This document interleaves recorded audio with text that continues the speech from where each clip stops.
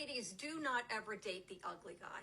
I know, he's nice, he's funny, he is so into you, he's so much fun.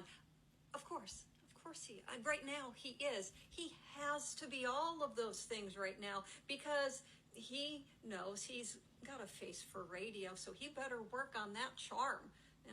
The problem is this. Well, I'm a firm believer you should be attracted to the person you're dating. It doesn't mean you need to find the most attractive guy out there. And especially if a man has actually taken the time to work on himself, be emotionally mature, and he's charming and fun to be around, does he really need to be the most attractive man out there? I feel like that's a major green flag that's often overlooked by a lot of women. So basically she says if you date the ugly guy, he'll eventually leave you and date somebody else because he'll think he's valuable, he'll think he's worth something and can get better. A lot of us women talk about not wanting to be objectified based purely on our appearance, and then we turn around and do it to some of these men. And I have found a lot of men out there who are maybe not considered conventionally attractive. They don't have those specific features. They're often the ones most loyal and most kind, and they're just great boyfriends, husbands overall. It all depends on their personality and their overall integrity.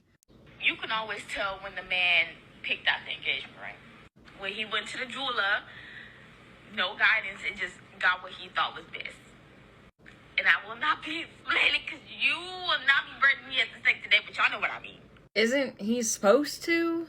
I don't know, that's another thing I love about all of that, is have him pick it. Like, if I'm gonna be wearing a ring that represents our love for each other, like, I want him to pick it. That sentimental part of it is, like, the best. With me, I personally would rather the whole thing be a surprise, but I also understand that some women like to give a little input. I don't see anything wrong with that, but, like, if he wants to surprise you, like, does it really matter if the cut or the color is slightly different than what you wanted?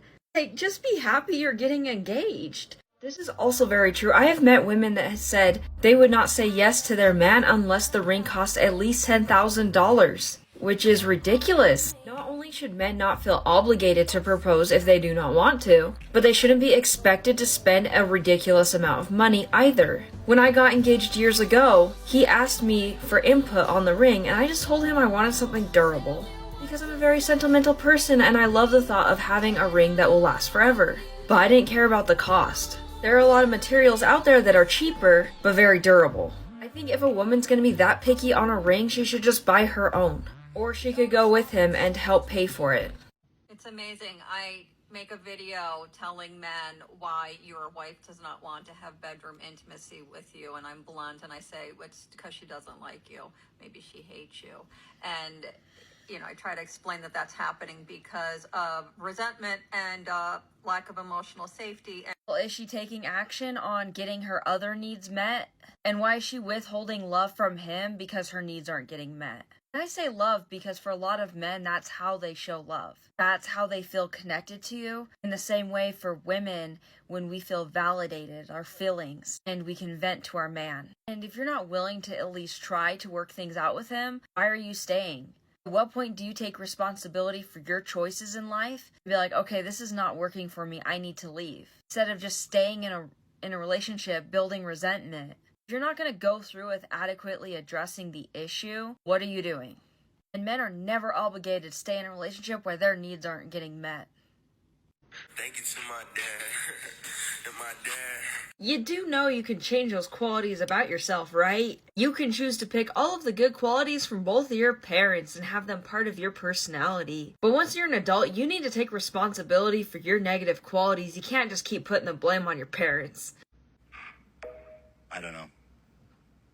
The problem is, though, a lot of women do not talk to their man about what they want and need. And every woman is a little different with this. So he can't just read your mind or base it off his past experiences. Men are really good at fixing problems, but he can't fix something if he doesn't know what the problem is. In these situations, that man is just left feeling unwanted and undesired by the person that's supposed to love him the most.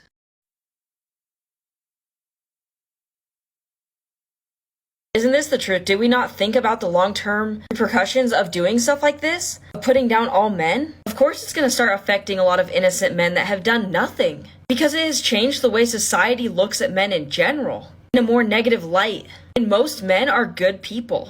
have done nothing wrong. They don't deserve all of this hate that they have to deal with on a constant basis.